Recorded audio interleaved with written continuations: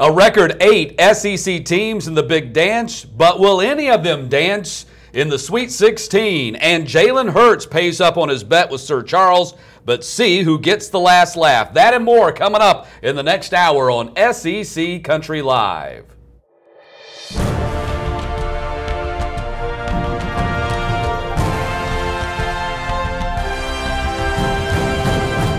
And good afternoon. Welcome to SEC Country Live. I am not Brandon Adams. As you can, I'm much more handsome than he is. But he's busy. He's on assignment, as we like to say in this business.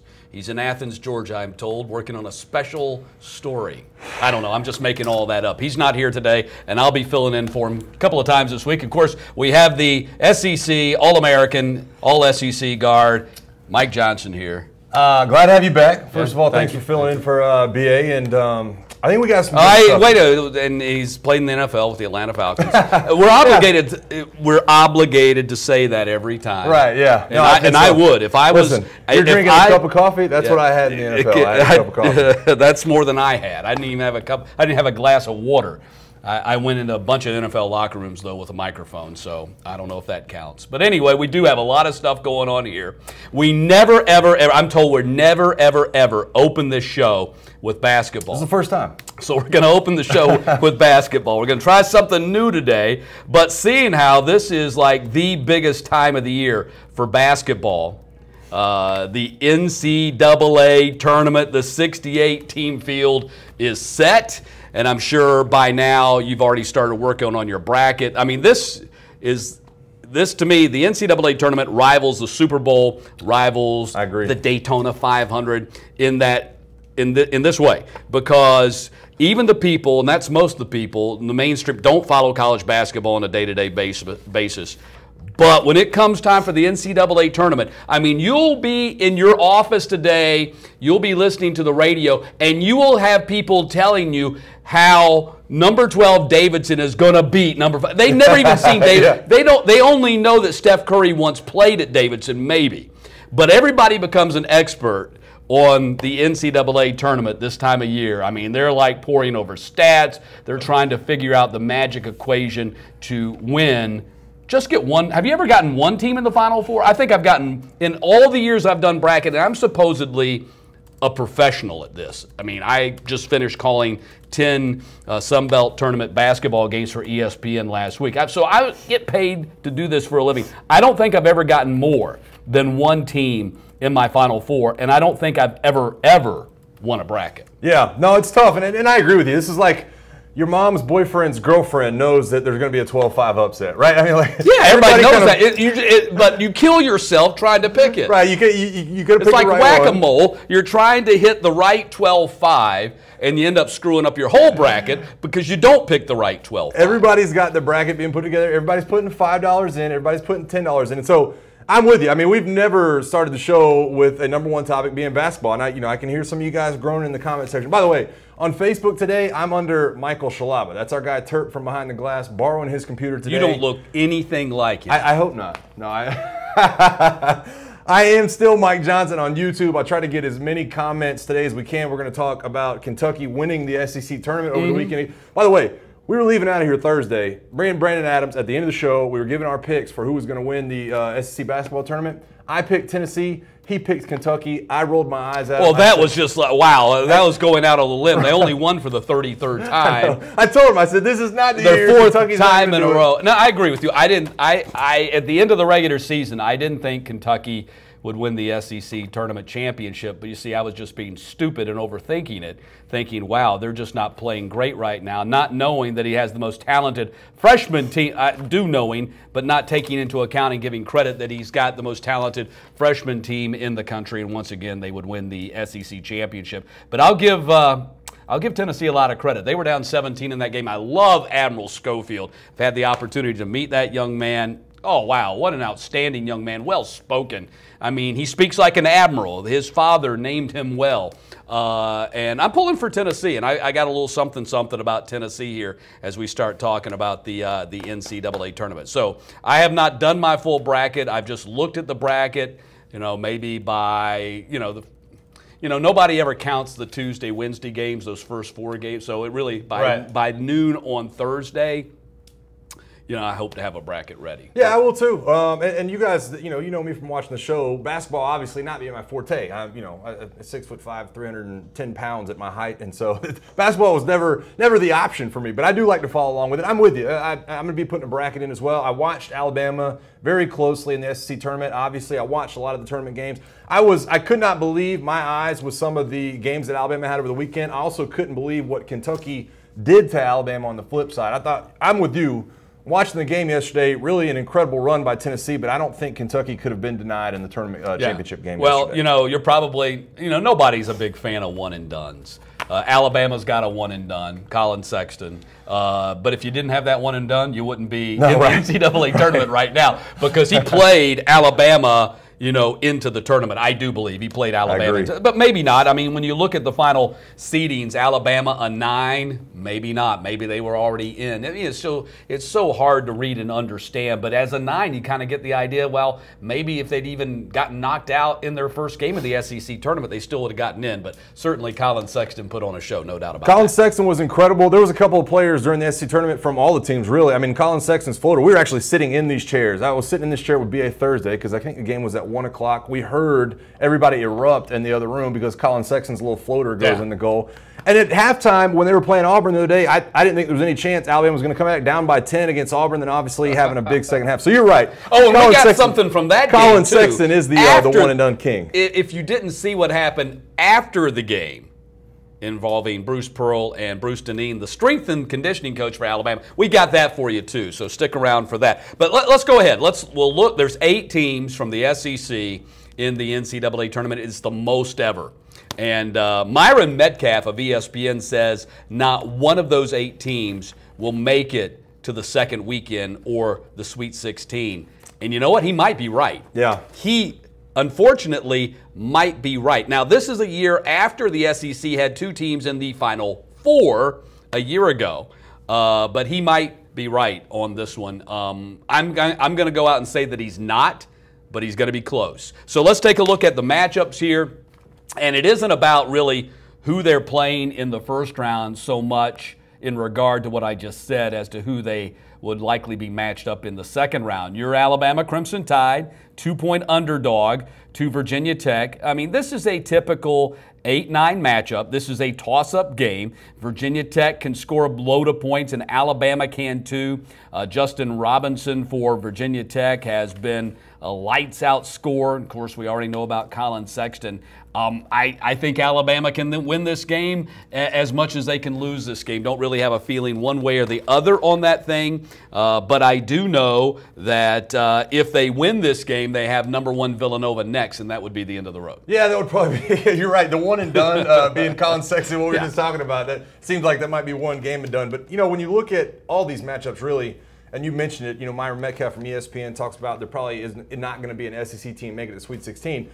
I don't think Alabama's that team. I don't know if Florida's that team. And obviously you look at Arkansas, Razorback matched up against the Butler Bulldogs. I don't know if Arkansas is that team. I think you have to look at some of their teams a little bit hotter. But I'm with you. I think Alabama, Virginia Tech, a little bit of a toss-up. But being like a 2-point swing, Virginia Tech's really good defensively. From what I understand, a lot of energy going on in the court. They play very hard. I don't know that Alabama matches up very well against them. All right, so a lot of people are sitting there wondering where BA is. Again, BA is out on assignment. He hasn't been replaced. He'll be back, I guess, next week. So you're stuck with me a couple of days this week and a couple of other guys this week. So the rest of the matchups, and we'll move on because apparently none of you people like basketball that much. But I love it. Kentucky and Davidson, some people are picking, in fact, Metcalf is picking Davidson to upset Kentucky. Steph Curry doesn't play there anymore. Right, yeah. I mean, if you're talking about the 12/5s, obviously I understand where we're coming from, but I'm just telling you right now, Kentucky, from what I saw, I mean, lengthwise, and you guys know I'm not a basketball analyst, lengthwise, Alabama just couldn't get around them. I mean, those guys are touching, each end of the baseline with their wingspan right now. I have a hard time believing they go into the first round matchup and lose out to Davidson. I'd be shocked at that. Richard Balcom says Villanova's lost in round 2, 3 of the last 4 years. The year they didn't, they won the national championship, by the way, so that kind of mitigates that. But you know what? They're not, if Alabama or Virginia Tech, whoever plays Villanova in the second round, they're not beating them. The team that we saw there, Tennessee, I believe, is the only team I like getting to the Sweet 16, and I don't even like Kentucky getting to the Sweet 16 because I believe Arizona beats them next. I believe the Wildcats will take them in the second round. DeAndre Ayton, I think Arizona's got a team that might get to the Final Four, except to do that, they've got to beat number 1 Virginia. But I like Tennessee to beat Wright State. They're a big double-digit favorite in that one, and then they would likely face Miami, the 6th seed, in the second round. I think they can take Miami, and then the end of the road for them there after that. Yeah, no, I'm following along with you. And you'll have to excuse myself and a lot of the SEC Country Live crowd. Basketball, you guys, is the biggest story right now. It's what everybody's talking about. I'm trying to hop on board as well. I'm trying to make sure I get into the March Madness because I do love it. I love watching it on TV. It's not like I can get on here and break it down for you guys and talk about offensive boards and talk about who's scoring points and who's taking the lane. I do as much as we can, but I'm with you. I think when you look at a lot of these matchups, when you start to point to the teams that you think are going to move on to the next round, a lot of times for me, a guy that just watches from the outside in, I fall back to, well, this team historically is this. Well, Davidson might have been this. Well, I guess, I look at Kentucky the same way. Kentucky is this. So I try not to fall back on that. I try to look at teams like Miami and Wright State and think they could have a chance, but it's going to be a long shot for me. Danny McLean says, guess I'll watch Feinbaum. Well, guess what? He's talking about this too. So, good luck with that in the cheap ripoff of Denny McLean, the Cy Young Award winner, if indeed your name is really Danny McLean. All right, we'll wrap it up. I promise you, we're going to wrap it up. Have we seen all the matchups yet? Okay, is this our last one? One more. Okay, we'll go through it. Missouri, Florida State, Texas A&M, Providence. I mean, these are 8, 9, 7, 10 games. These are all toss-ups. I think all these teams, and even with Michael Porter coming back, they get knocked out. Auburn and College of Charleston. Interesting. I think Auburn wins this game, but they would face Clemson likely in the second round. And even if they get by them, it's Kansas after that. Yeah, it's tough for me to look at Auburn right now. The way they lost out of the SEC tournament, the injuries they've had piling up. It's hard for me to think Auburn, as good as they were at certain points during the year, it's hard for me to think, boy, this team can make a run at a Final Four. I don't see that right now for them. All right, how can you call yourself SEC country and not want to talk SEC basketball? Ed Sizemore, exactly right. You're exactly right. Listen, they play basketball in the SEC. They have national champions in the SEC, but we're gonna give way here. Yeah. I mean, look, if you're one of the few people in the whole world that doesn't do a bracket and doesn't enjoy the NCAA tournament, fine. We're gonna move along here. We're gonna test it out. After all, this is the biggest college basketball week of the entire year. It's definitely the biggest for the SEC. It'd be like us ignoring Christmas, on Christmas Eve. I mean, it's a pretty big day. So there we go. All right. So that was number one. That was number 1 on our 1st and 10. So we're going to talk some football now, and we got some transfers to talk about. And South Carolina went out and got themselves a safety on eBay. Yeah. Kid's name is J.T. eBay. That's I-B-E. eBay. He's from Rice University. Becomes the first person in the history of academia to transfer from Rice to South Carolina to get his master's. Usually it's the other way around. I can't imagine. He's trying to get his master's in football, is what it is. Yeah, exactly. I can't imagine what master's program they're offering at Big U of South Carolina that you couldn't get at Rice, which graduates doctors, lawyers, astronauts, presidents and stuff like that. But anyway, this kid eBay is transferring to South Carolina where they've got a big need. He says, here's what he said. Number 1, he calls himself a dog who plays fast. I just felt like everything lined up. eBay said the coaches, the teammates, defensive coordinator Travaris Robinson, coach Will Muschamp, the atmosphere, the master's degree program, quote, that I can get into. I mean, I just see everything that fit in what I wanted in a program, and I can see myself coming in there and immediately thriving and just be the best football player I can be. Well, there's a need there. Chris Lammons, DJ Smith, gone. So, yeah, South Carolina with a big need. And this is the kind of year, this has kind of become, Mike, this has kind of become the second recruiting period. Yeah. No, it definitely has. The grad transfer thing is because we've got a number of different stories about grad transfers today. Yeah, and I think it's a big deal for Will Muschamp when you look at really. I mean, they're down to basically two guys back there at the safety position that have even played, that have even been on the football field for South Carolina. Stephen Montag, Javon Charleston are actually guys that have been back there. Other than that, you're not down to a lot of guys back there. So for Will Muschamp, we don't know what the safety transfer started 8 games for Rice last year. You're not really sure what he brings to the field. From everything that I've read today, kind of a big hitter, kind of one of those rangy, Keanu O'Neal from Florida type of guys. From everything I've seen, I don't know what South Carolina is getting from this guy. All I know is that Will Muschamp needs bodies in the secondary. He needs bodies to go back there during spring practice. They're going to get an influx of guys coming in next year in the fall, but for right now during the spring, getting bodies at safety position is a big deal. Ask me later if this guy shows up and is a starter for this football team. But I think, like you mentioned, I think he's transferring over. He wants to get his graduate degree from Will Muschamp for football to try to make it to the next level, make it to the NFL. We're going to talk about everybody's commenting on Calvin Anderson right now in the comment section. Calvin Anderson headed to Texas. But for right now, commenting on the guys that are headed to the SEC, and JT eBay being one of those guys, I think it's a big deal for Will Muschamp just in terms of getting the bodies on the field for spring practice. Bo Molinari says, is it pronounced eBay? It is pronounced eBay, even though it's spelled I-B-E. I looked it up. It is eBay, so that is the correct pronunciation. And Bernard Martin says, did anyone notice it was all SEC in the NCAA indoor track and field championships, the Gators for the men and the Georgia Dogs for the women? I did not notice that. Yeah, I didn't either. I did not notice that. I missed that too. And you're right. We call ourselves SEC Country Live. We should probably be on that a little bit harder, but you guys saw when we try to step out of football right now. That's all right. Look, everybody's entitled. That's what we're here for. We're here to give you an avenue for your opinion. So there you go. So we got him, and one more thing on the South Carolina thing. A couple of players that I got to see up and close and personal calling high school football in the Atlanta area. Jamias Williams, of course, freshman this past year, sophomore upcoming this year. Sidelined this spring with a hand injury. So that's, if you're wondering, where's Jamias Williams, who played pretty much nickelback last year for the Gamecocks as a freshman. If you're wondering where he is in this conversation, he's out with a hand injury. Another kid, you're going to like this. If you're a Gamecocks fan, you're going to love this kid, Jonathan Gibson, big-time player out of the Atlanta area as well, 2018. He'll be a freshman this year. So I think whether he has an impact immediately, and it sounds like they do have depth issues where perhaps there will be an impact opportunity immediately.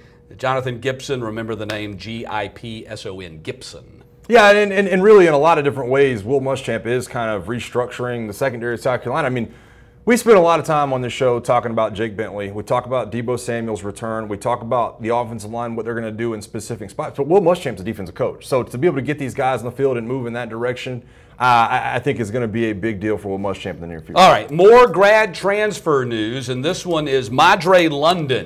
Running back from Michigan State, transferring to play for Jeremy Pruitt and Tyson Helton there at the University of Tennessee. They're going to the pro-style offense there in Volunteer Nation, Big Orange Country. And here's the quote from Madre London, told SEC Country's Mike Griffith, "I like where Coach Jeremy Pruitt is taking the program."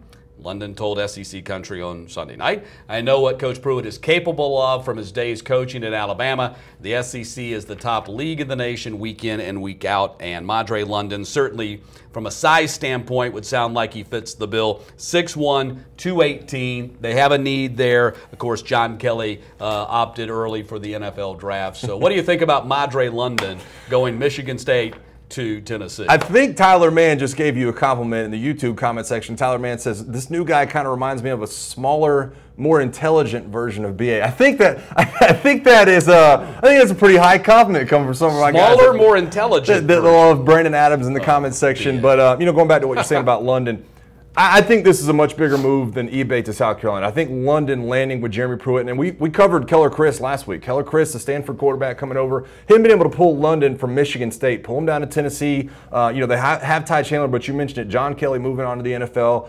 I didn't know what I was expecting out of London, but I saw a little bit of his highlight tape. And any Tennessee fan who has gone along those lines and looked for the same thing. What are you getting? He's great out of the backfield, and he's great in the screen game. Looks like he's got pretty good hands. I don't know that he's an every down back for Tennessee, but you know, Jeremy Pruitt has come out and Tyson Helton's come out and they've said we're going to run a pro-style offense. We need running backs, we need offensive linemen, we need pro-style quarterbacks. So this, to me, just kind of falls along those lines of what you're looking at for Jeremy Pruitt. I think Tennessee fans should be excited about this guy. You know, didn't make a huge impact at Michigan State, but this is a guy I think can come and plug in right away. By the way, Tennessee beat out some big programs for this signature. I think Georgia was after him. Oregon was in there. Louisville, he ends up at Tennessee, so Jeremy Pruitt was doing something right. Well, and I think you would probably agree, having been an all-SEC offensive lineman, if there's any position where you're going to be able to plug and play on short notice, it would be a running back position. Right. No, I completely agree. And we saw this last year with, I think, David Williams coming from South Carolina to Arkansas.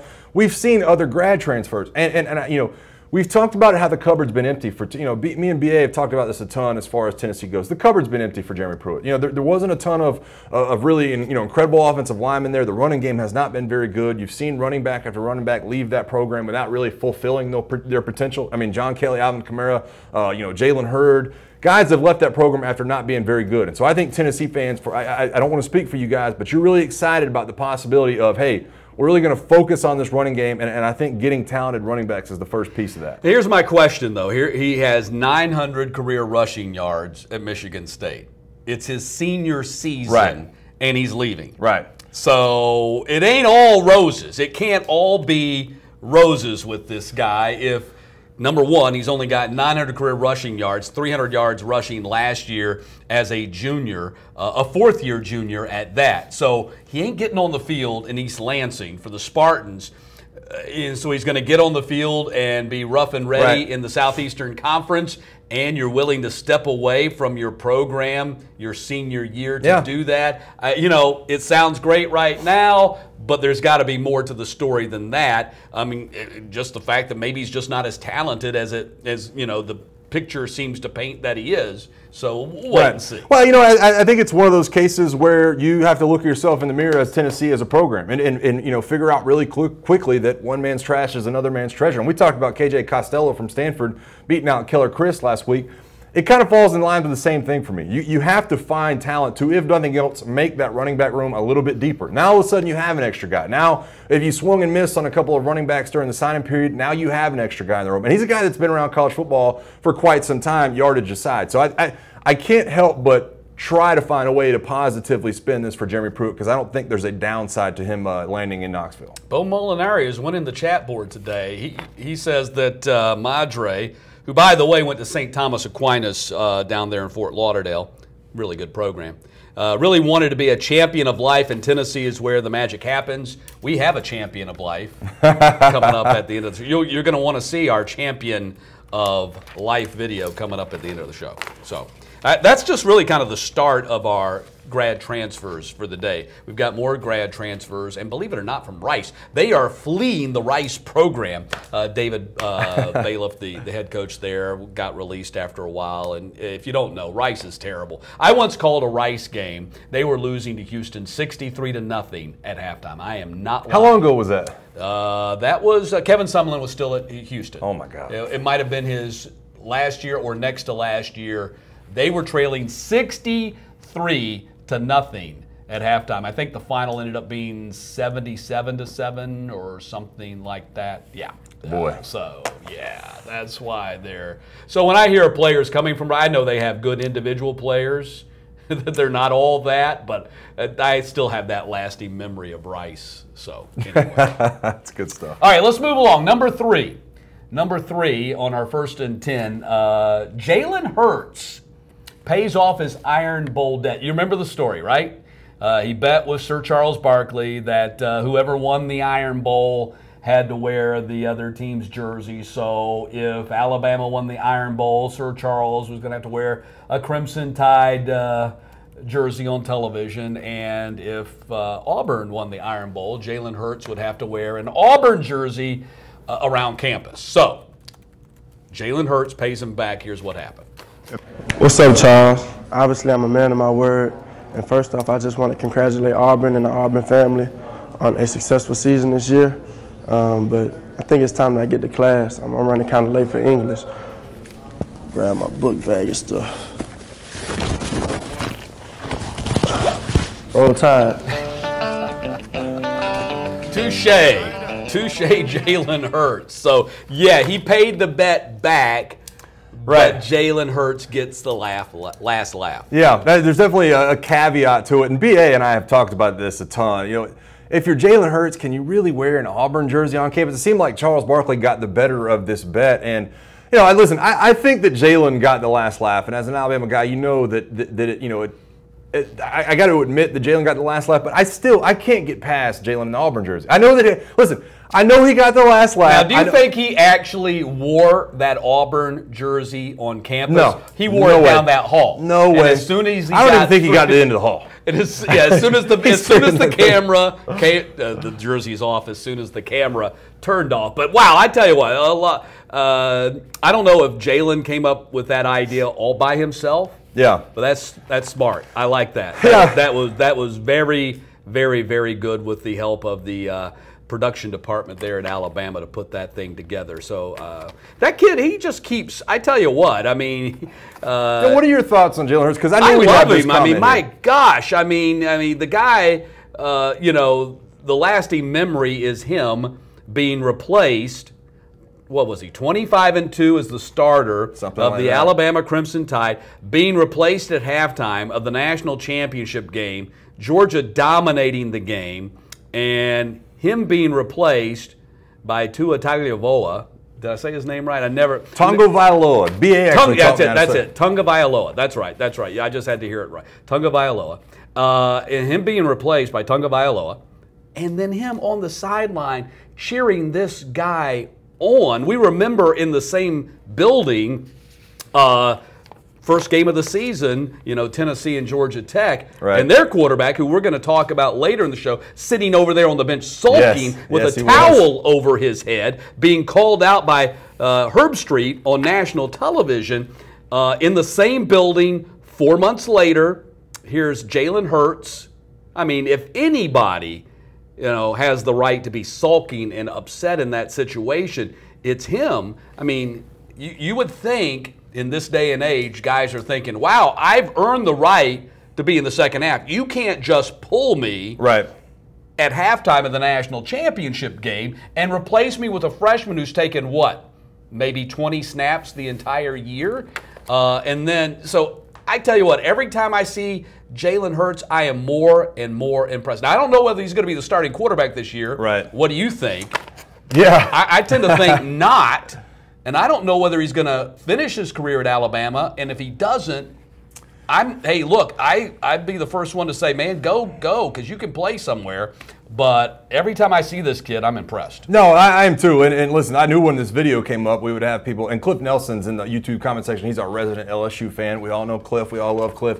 He says that that Jalen shouldn't be holding that trophy. It had nothing to do with winning that actual trophy. I would argue that he had more to do with it than Tua. Obviously, that's a point of contention. We also have Kate Thompson is saying get used to him in orange, Mike, because he's going to be wearing it at Texas when he transfers. So listen, we've talked about this a ton. We've talked about the quarterback battles that are coming up at a lot of these schools. We'll get into another one here in just a second, but I think that Nick Saban's going to do anything he can to keep Jalen on campus. BA thinks that he's going to lie to Jalen Hurts to keep him on campus. I think that if he can get both quarterbacks on the field at the same time, he will. I'll be shocked if it happens.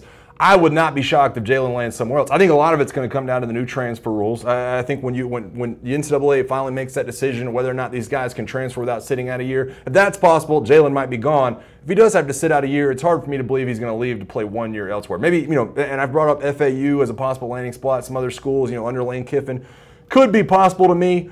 I do though. I have to say that I expect Tua to wholeheartly be the starting quarterback next year at Alabama. Teresa Stewart. You broke my heart. I don't like this guy, Mike. Man, you guys go easy. We have the same last name. Tough. We got to be related, and you don't like me? Somebody earlier asked if you were related to Tony Stewart. I said, I don't know. I'm not sure.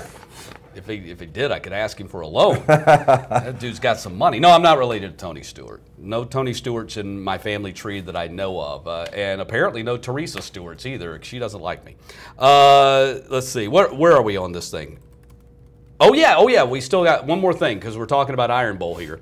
We got the Bruce Pearl story. Have you seen this? I know you've seen it. Have you seen the Bruce Pearl story? So this is the end of the Alabama-Auburn game at the SEC tournament. There's Bruce Pearl in the big circle walking off. The guy with the ponytail in the suit is Lou Dineen. He's the strength and conditioning coach for Alabama. And who made contact with who? Lou Dineen, he had position. I mean, he that was not a blocking foul in the basketball vernacular. He was in position, and it looks like Bruce clipped shoulders with him. But Bruce, here's what Bruce said. We got the quote from Bruce. This is what Bruce told ESPN's Alex Scarborough. Dineen was in my path. Didn't quite look that way. You saw it. I had to try to negotiate around him. Quote unquote, negotiate. As if they were like in a tight hallway. They were in the basketball court, by the way. I think he may have clipped me, and then he said something to me. And of course, I should be able to walk off the floor without somebody standing in front of me and trying to make contact with me. That's all it was. So, you saw the video. What do you think? Who clipped who right there? Yeah, no, it's tough for me. I know that, listen, anytime you talk about Bruce Pearl, I don't know that anybody's going to give him the benefit of the doubt. You know, Bruce Pearl is one of those names, at least on this show, and Auburn fans seem to love him. I understand why. But when you do see that video, it is clear that, Lou Dineen didn't move. And I love the term negotiate from Bruce Pearl, don't you? I mean, don't you? I hadn't tried to negotiate my way around him. Bruce, what are you talking about? There was no negotiating going on. You walked straight into the guy, you bumped into him. Now, I don't know what Lou said. I'll take that for granted. As a Bama guy, I don't want to come off, and you guys tell me what you thought of the video in the comment section. But Lou didn't move. Bruce Pearl can say what he wants to. He can say, I tried to negotiate. I don't know what Lou said after that happened, but to me, I don't know what Bruce is talking about. Find a different path. I think it's funny. It's just more Iron Bowl being Iron Bowl. And charging on Pearl, Dan Rice, you're exactly right. Lou Dineen he was in defensive position, and Bruce was on his way to the hoop, the locker room, whatever you want to say. Hit him with the shoulder. I agree with you, Dan Rice. I think it's charging on Bruce Pearl for sure. And Teresa, it's too late. You can't like post cuz. We can't be, after you say you don't like me, we can't be cousins. Okay? Yeah, you missed. Carlton Davis says, "Roll Tide." It looked like he apologized to me. I don't know. I don't know if there was any apologizing going on. He definitely gave him the, the palms up kind of thing going on. I don't know if. I don't know Lou Dineen personally, but he doesn't strike me as the guy with the ponytail that's going to apologize to Bruce Pearl. He probably had some nice words after Bruce bumped into him, but I don't know if there was any apologies going on for sure. I can't foresee that happening in my opinion. Happy birthday, Teresa. She's still trying to work herself back into my good graces after she posted on Facebook that she doesn't like me. So we'll let it go. Happy birthday. All right, let's move along here. This is number 4 on our 1st and 10. And we got, now, look, here's the deal. I tell you what, there ain't no way if I was in charge of the rundown, we'd be talking about offensive linemen this high in the show. But you know who's in charge? You guys know me. Who wants to talk about offensive linemen? This guy here. So we're going to let him roll with it here to talk about some offensive linemen. And another grad transfer from Rice, of all places. This dude's name is Calvin Anderson, and he was going to choose he didn't choose Tennessee. He chose Texas. So, yeah, he chose Texas. That's Texas, not Tennessee. He was choosing between Auburn and Texas, and he ends up going Texas instead of Auburn because Herb Hand, who used to be the O-line coach at Auburn, now Tom Herman's O-line coach with the Longhorns, they got a relationship kind of thing. Yeah. So, yeah, the question for me here is, too, how Auburn fans feel about Herb Hand going in and swiping an offensive lineman. They really needed Auburn. I mean, Calvin Anderson was one of those guys. Auburn is rebuilding their offensive line. He took a hard look at Auburn. And Herb Hand, a guy who started recruiting him while he was at Auburn, switches over and ends up landing him at UT Texas. And I think this is a tough loss for Auburn. I think that when you look at the guys they have in that room, and Prince Tega, and we're going to talk about Calvin Ashley here in a second, Calvin Anderson would have started right away at Auburn, in my opinion. I think he steps right in and becomes a starter. Probably is the same way at Texas. I understand why he wants to stay home. Texas was the favorite all along. But I think it hurts for Auburn fans to at least talk about the possibility that Herb Hand was the reason. And he comes right out and says it. And I think we have the graphic and the quote loaded possibly from Calvin Anderson. Herb Hand was the decision maker in this. I mean, Herb Hand was the reason. And there you see it right there. Herb Hand coming to Texas was a large reason for me choosing UT. Had he not come, circumstances might be different. And that's from Sports Illustrated. I think this is a kick in the groin area to Auburn fans that really wanted to land Calvin Anderson. I think they'll be fine. He's from Rice, people. Well, you don't need offensive linemen from Rice. Listen, Auburn needs the linemen, all the linemen they can get right now with some of the talent they lost last year with Braden Smith and some of the other guys that are leaving that program. They're actually graduating 5 offensive linemen, so it is tough. I think Calvin Anderson, in my opinion, would have walked right in and had been a nice piece for that offensive line. I think J.B. Grimes has got his work cut out for him when you start talking about moving along into next year's offensive line and replacing those running backs as well. It's going to be tough. Yeah, Chad Clark says O-line is important. If you talk 15 minutes about basketball, you can certainly talk O-line. Hey, look, I know the offensive line is important. I mean, if you want to go to the NFL, if you want to find out the team that's going to get to the Super Bowl, find the offensive line that has no injuries on their offensive line, and that is almost always one of the major factors. I would say the same thing about college football. I do all my best work with offensive linemen. I got Mike here. I work with Forrest Conley. I work with Jamie Dukes. All these big offensive linemen that I've worked with in my career. These guys have all the brains. Man. You're the friendliest. You're the smartest guys. You're very thoughtful and pleasant to work with, but it's like a carburetor. No one wants to talk about a carburetor. They want to talk about the engine. You want to talk about the body. You want to talk about the rims, the pretty exactly. pieces. No one wants to talk about the carburetor. That's like the offensive line. No one wants to talk about the dirty, grimy piece of machinery that makes the big uglies. Yeah, you call the big uglies. We take offense to that. That's all good. Nobody wants to talk about it. It is interesting though, and we will talk about Calvin Ashley right here. Yeah. I want to see this Calvin Ashley quote from, actually, who's this from? Who's this quote from? Mike Horton, the returning guard at Auburn right now. And he's talking about Calvin Ashley because obviously, Calvin Anderson landing at Texas, they're going to have to find offensive tackles. Calvin Ashley is one of these 5-star guys that comes in and should be able to play right tackle this year. He's going to be in that battle. But he says, I think with Calvin, he has all the physical ability. It's just mental with him. I think that's what he's going to do this year and this spring. I think that's what he's gotten better at. I think Coach Grimes will be a great coach for him because he's really going to push him to that next level. He needs a take to be a great player. I think Calvin's going to be great. He showed me a lot recently. Now this, to me, is one of the biggest deals within the Auburn football program when I look at what they're doing during spring practice. We talked about Herb Hand exiting. We talk about Gus Malzahn bringing in J.B. Grimes to be that offensive line coach. Calvin Anderson's not landing there. What's been going on with Calvin Ashley? Why can't we see the 5-star lineman in Calvin Ashley, kind of make his presence felt? Darius James struggled at times last year. Prince Tega struggled at times last year. So getting this guy to mentally turn the corner, because I've seen guys like this. I've been around guys in football programs that mentally could not get to the next level. He's a guy that weighed 350 pounds. When he shows up at Auburn, he's lost some of that weight.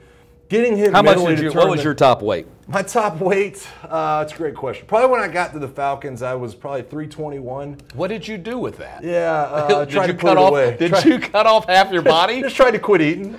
Just tried to quit eating as much. Because when you're working out, you can eat whatever you want to. You're going to, you're getting ribs down at this place. You're going to get a steak. I don't work out and I eat whatever I want to. That's why I look like chicken wings and listen, we have a bunch of people that will probably talk about they want to see BA eat a hot dog on there and drip mustard on his shirt. That's been a big topic here recently for us. But really, listen, intelligent audience. Calvin Ashley to me is one of those guys that has to step up if Auburn is going to get back to what they were last year. They're losing really 4 starting linemen. They obviously mix some guys in and out. They're losing Cam Petway. They're losing Kerryon Johnson.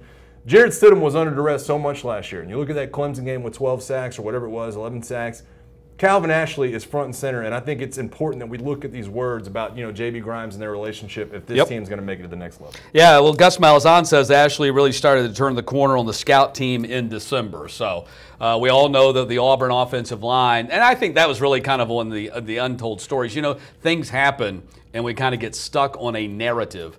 And so that Auburn offensive line spent the whole year trying to live down the fact they'd given up 11 sacks in that Clemson game. When the truth of the matter is that Auburn offensive line improved dramatically over the course of the season, and that was the reason why they got to the SEC championship game. But we kind of get stuck on that narrative because they gave up 11 sacks, and so that blows your number out of the water. So you're going to have a high sack number the whole year when you give up 11 in one game. And I think people kind of got stuck on that. No, yeah, I think that's a lot of what it is. And listen, when you watch Auburn against LSU, when you watch Arden Key go against Prince Tega, when you talk about some of the pieces that were going on in different directions, it does a lot of it fall back on the offensive line for me. Jarrett Stidham's not a dual threat quarterback. He's not what has made Gus Malzahn, have a good, good offense in the past. So I think this offensive line, and it's up to JB Grimes, obviously, this year to take that next step. All right, let's move along here. Dominic Sanders, you remember last seeing Dominic Sanders on the busted play for Georgia in the national championship game and Alabama's win. Sanders says he's moving on from the title game. Here's what he had to say. I mean, and this is a very, we got more on this story, but the final play hurt. It was tough. I couldn't get no sleep for about a week. But I had to put that in the past because I had to get my mind on something bigger, which is this combine. And, of course, he was involved in the NFL combine. He's now trying to play in the NFL. I've seen Dominic Sanders play since he was about a 9th or 10th grader at Tucker High School here in the Atlanta area. And it was unfortunate that is the last memory that Georgia fans have of Dominic Sanders is that play. I thought it was very interesting, though. Someone asked him if he was heartbroken, if this was the most heartbroken that he had ever been on that busted play. And he said, no, the most heartbroken I've ever been is getting off the school bus when I was 6 years old and my mama telling me that my dad was on the floor in the bathroom dead from an overdose, a drug overdose. So a lot of these guys come from really tough backgrounds, and for him to be able to overcome that and play at the level that he's played and now be in a position to play in the National Football League, to me, is pretty amazing. Yeah, no, I think it is, and obviously you're focusing on the right things. And this story was kind of about what Dominic Sanders has been through, and he actually says in the story that his favorite game of his college career was the national title game. Yep. He's like, listen, we worked my butt off my entire career to make it to that kind of game, to make it to the Super Bowl of college football. And so that was his favorite memory, being around his teammates. I thought it was important as well, and you pointed to it. And kind of from my approach, I look at it and say, listen, when you're playing corner or you're playing anywhere in the secondary, that's the tough position. I talked to BA about this before. Playing cornerback or safety in college football or in the NFL is a tough position, bar none to me. I think offensive tackle, by the way, offensive tackle is a close second. But having that memory in the back of your mind and being able to, to be on such a stage, I think there was 26 million people watching the national championship game. Everybody knew where Dominic Sanders was. And for him to react that way and for him to have that level-headedness, talking about the combine, talking about his father, talking about his future, I thought was a great sign for him and probably a lot of respect gained from a lot of Georgia fans. Yeah, no doubt about it, and I certainly wish him the best. I think he's got a big future in the National Football League, and certainly the best to him as well. It kind of spins into a question here as well about Georgia, and are they going to be, in some regards, and I don't think it will be to the magnitude, but in some regards, will they be kind of in the same position the Atlanta Falcons were this past year? Right. Having to answer questions about, in the Falcons' case, the Super Bowl loss, a devastating Super Bowl loss. In Georgia's case, having to answer questions. And it's a lot more controlled in college, so you don't have the access to the players like you do in the NFL, so it won't be as rampant. But still, when you go through spring ball and they have the media sessions, when you go to training camp and fall practice and they have the media sessions, and when you go to SEC media days, that these are going to be the questions, what happened? The what happened questions until the next season starts. I agree with you, and you're going to get those questions through spring practice. And by the way, if you ask BA if Georgia's going to have any hangups, it's heck no. We're number one on National Signing Day. We've got Kirby Smart, and they're still building towards something. They were probably ahead of schedule, so I think that keeps a little bit of that off when you talk about the Georgia program and the fact that there's so much talent coming back. I think in a lot of ways that keeps the storyline on track for next year. Hey guys, it's time to talk to you about a boatload of money you can make this week by betting MyBookie. If you haven't checked them out, it's a perfect time to get in the action. March Madness is here. Join me and thousands of online players start booking at mybookie.ag. This is why I urge you to make your money this way. They pay fast. They pay out without any hassles. They have in-game live betting, which I love. You can place a bet after tip-off. Join MyBookie now, and they'll match your first deposit with a 50% bonus. Use the promo code SECLive. MyBookie, play, win, and get paid. All right. Just checking out the board here. Josh Trotter says, Mike, don't look so serious, LOL. I'm sorry. I've got this stern kind of look going on right now. Maybe I should look a little more jovial. I thought you were being very. Keep it light. Everybody's like saying I'm being, I'm insulting them and stuff. Hey, look, I'm not your mama and I'm not your daddy. I'm not going to come in here and be nice to you.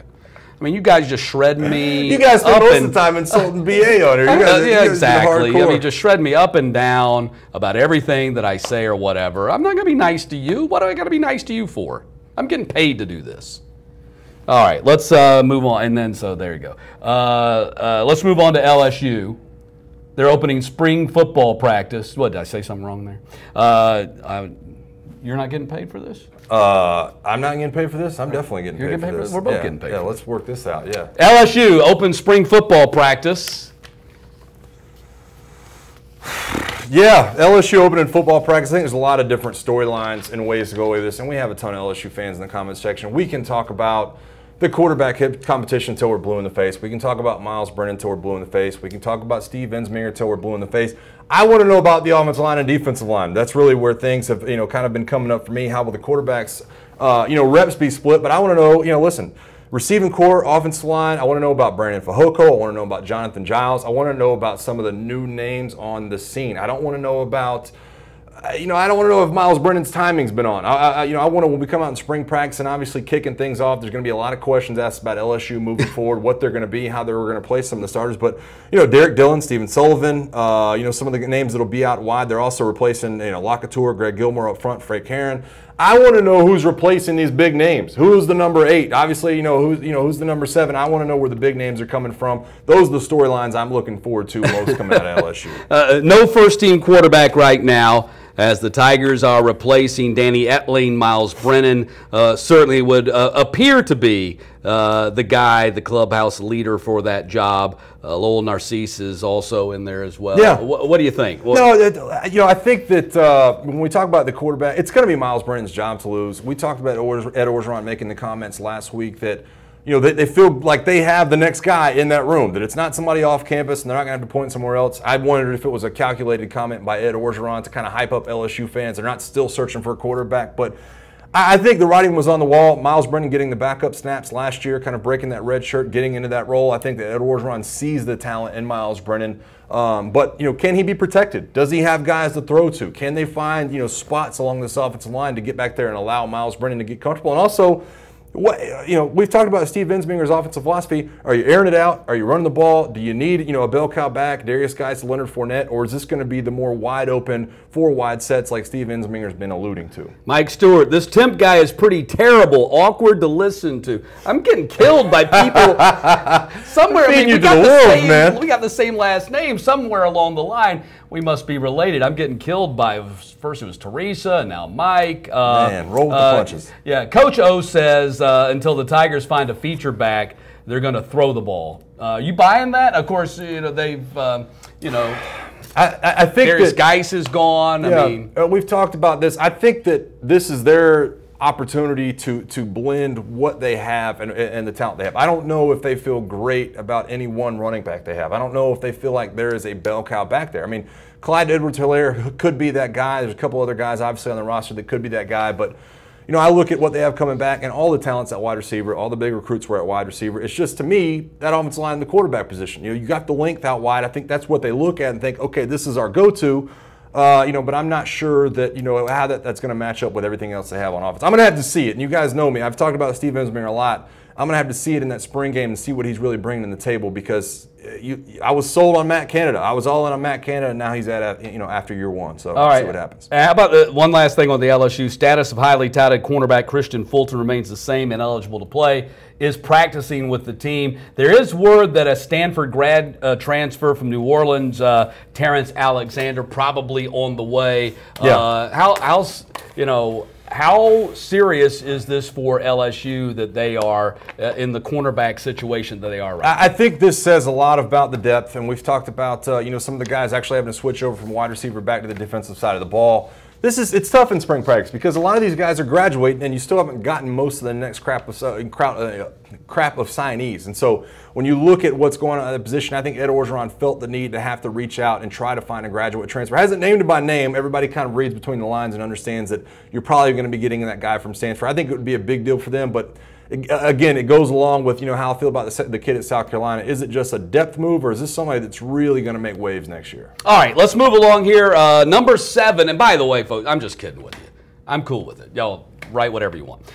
Number 7, will the Gators use a 2-quarterback system? Here's the story from Zach Abolverdi, who does a great job covering the Gators. If the Gators need to play a pair of signal callers, it probably will be Franks and mid-year enrollee Emory Jones. They are considered the favorites in Florida's competition, and one of them likely will win the job outright. However, with Franks being a pro-style quarterback and Jones having dual-threat ability, there's definitely a scenario in which both players would be needed and used within the system. If Franks earns the starting job but can't execute some of the rushing offense, such as the read option, Jones could handle the quarterback runs and also throw passes periodically, a la Ralph and Tebow. Very interesting in that, new coach Dan Mullen has long executed a two-quarterback system. You go back to when he was the OC there, 2006. It was Leak and Tebow when Tebow was a freshman, and Tebow was kind of the running quarterback. He did it quite a bit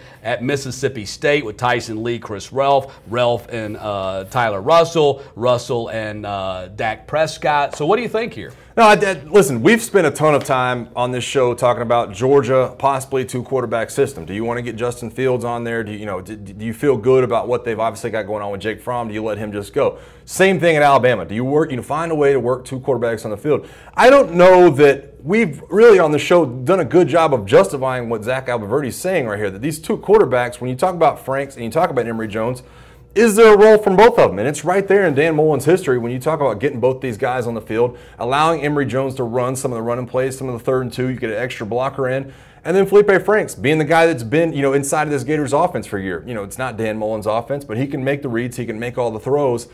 I actually love the idea. It's weird for me to kind of step out and say this. I've been saying all along, I think Emory Jones will be the starter from day one, allow the bumps and bruises to come along with Dan Mullen there in year one. But listen, if you can find a way to do it smooth and have the transition and have these two guys on the field to, a way that it doesn't insult Felipe Franks and you keep his kind of ego down, then I'm all for it. I think this actually ends up being a great kind of play design if you're talking about Dan Mullen, a way to ease into year one. I don't think you have to pick one guy.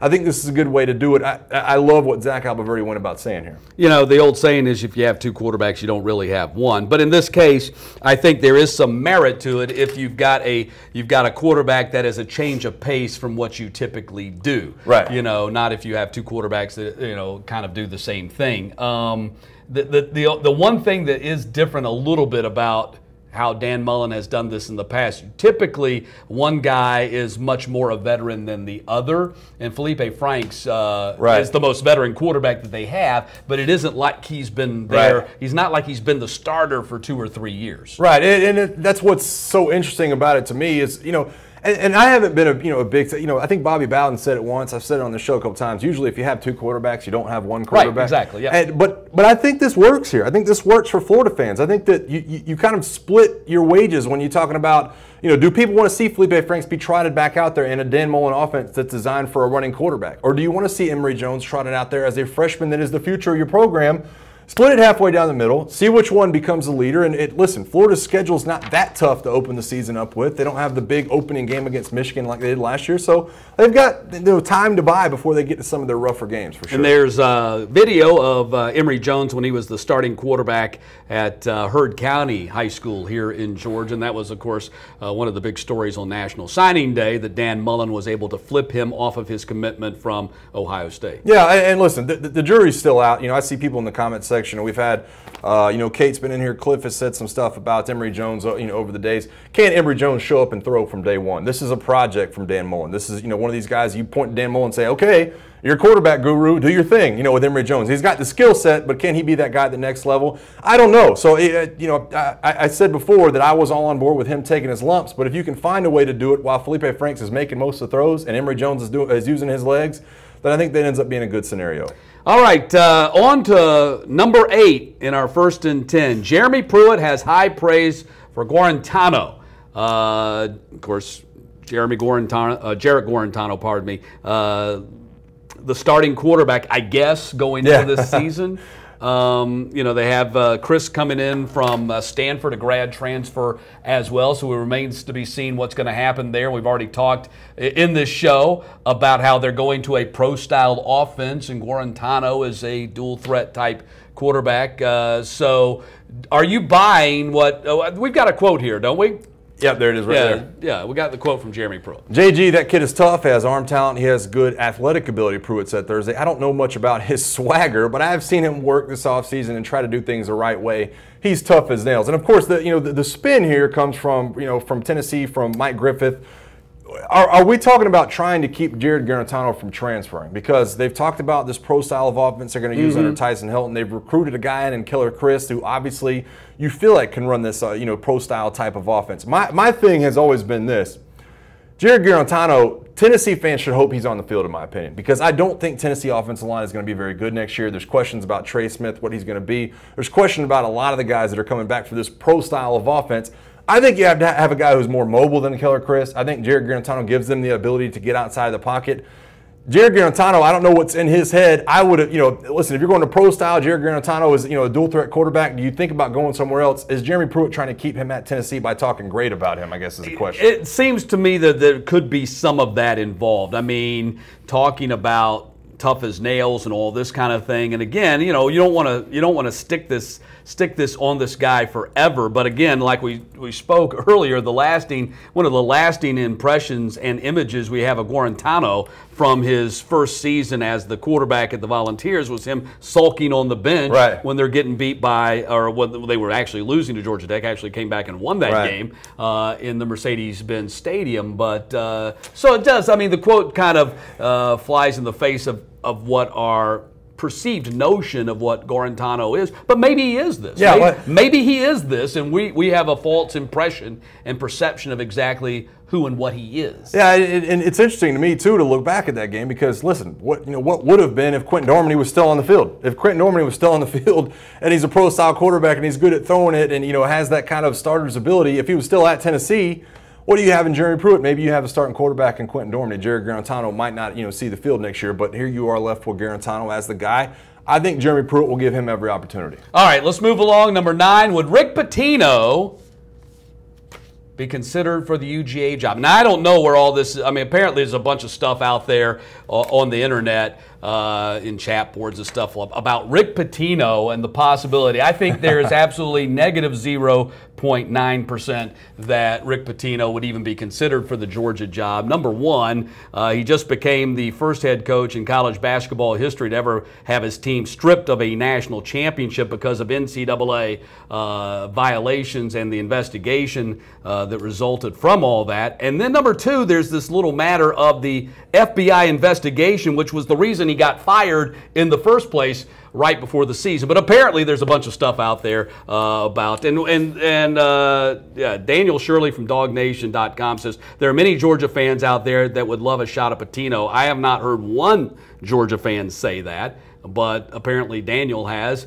See what he could do with the program. He's a Hall of Fame coach who's also, in a lot of hot water still for what he's done on the basketball court. So blah, blah, blah, blah, blah. And there aren't many of them out there who are available to take over a Georgia program, could get a big boost. And this all comes with word that the Bulldogs have made contact with Tom Crean's representatives or with him himself. Thad Matta is also apparently on Georgia's big list of, at least those are the top two guys it seems like Georgia's looking at. When I'm scrolling my Twitter timeline and I'm looking at things, and I know Mark Fox has been fired, it was crazy to me how much Rick Pitino's name keeps getting thrown around. And it's not that, it's kind of that it's news because 3 people tweet about it, I guess. Kind of that topic comes up.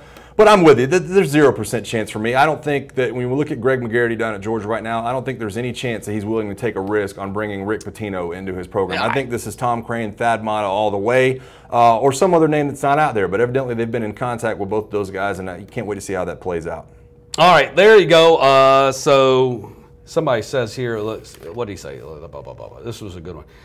We're barely on number 8, and it's 3 minutes till 3. The show has literally dropped the ball today. I didn't know we were working on. Tough. I know exactly. I didn't know I was working on a shot clock today. I thought it was like it's an hour-long show, give or take a few minutes. So working on a shot clock today. Sorry about that. And also you saw one last thing on that, and we'll move along. Tom Crean, Dickie V on national television yesterday during the SEC championship game, campaigning for Tom Crean to get the job at Georgia. So. Yeah, it was interesting. A lot of people, Dickie V yesterday, obviously, he's a legend in his own right. He did have some interesting takes yesterday during that SEC championship game. Anybody who was watching him, he caught a little bit of blowback about some of the things he was saying. But I think that's a great move for Georgia, in my opinion. I think they've got to get a guy who can get them over the top. Mark Fox was the Mark Richt, in my opinion. He was one of those guys that was decent, never going to get you over the hump, and I think they have to make a move in the right direction. Well, again, I think it's going to be Crean. I think it's going to be Mott. It's going to be one of those two guys. I mean, you look at the way the coaches have trended in this conference, and that has kind of been the trend. Go out there and get yourself an established coach who has a resume. Tennessee did it with Barnes. Auburn did it with Pearl. Alabama did it with Avery Johnson. Missouri did it with bringing Conzo Martin back from California after he'd been at Tennessee and took Tennessee to the Sweet 16, and on and on and on and on. And Frank Martin there at South Carolina. That's been the trend, and I think that's the way Georgia's going to go with this thing, is that Georgia will end up with either Crean or Mott, so it seems. All right, number 10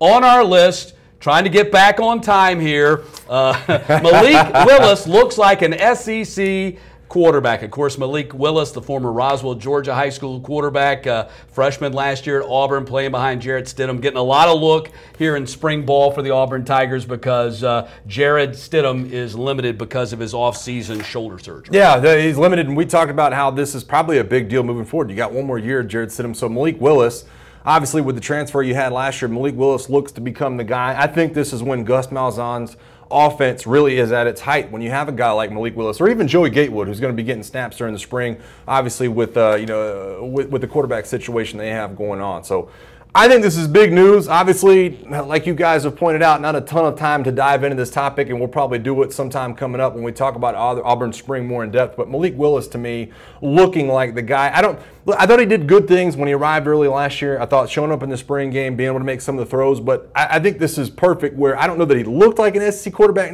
last year. Going towards this spring, obviously has made some improvements, so I think that's big news.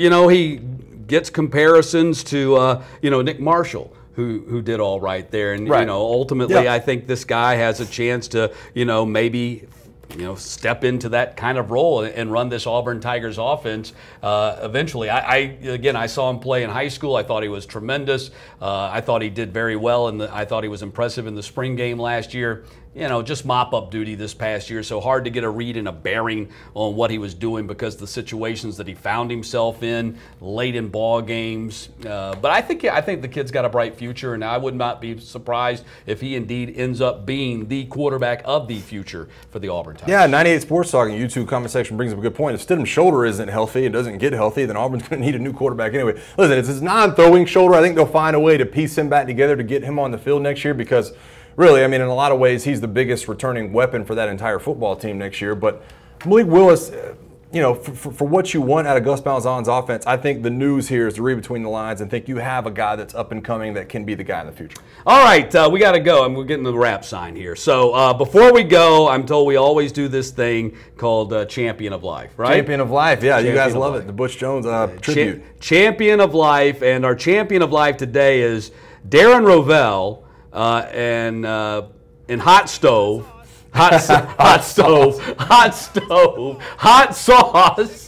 brought to you by Kumho Tire. I don't even know what they're trying to do here. Evidently there was some kind of payout to Darren Rovell. By the way, you guys know Darren Rovell, the ESPN writer. Is this not the worst? Surely he's acting right here, right? I would hope so. You can't. All he had to do was steal the ball, and he gets like money and a payout of like tires and something else going on right there. But it was not even like he's not even in the ballpark. I hope they continue doing this at the Hawks game. It reminds me of the freeze thing at the Braves game. I hope this is something that continues to go on. If you can steal the ball from hot sauce, I hope you get some kind of payout. But he is hot definitely stove, as I like to. Yeah, he's definitely worthy of the champion of life label right there. He looks like he has no knees the way he's moving around. He looks like a troll. I have to believe he's joking, right? At some point. This is absolutely terrible. Yeah, it was terrible. All right, so there you go. That's going to wrap things up. Tomorrow, I'll warn you, Bob Facella's in here tomorrow. So y'all treat him just as nicely as you treated me. And I'll be back on Wednesday I don't know who you got on Thursday, and then BA's is he back on Thursday? Is B back? I think Hans Heiser on Thursday. And then Brandon's going to be back next week, and y'all can abuse him some more next week. That's going to do it. Thanks for watching. Do appreciate it, and we'll see you on Wednesday. Bob Fasella, my buddy Mike here, who's putting up with us, doing a great job. He'll be back tomorrow as well.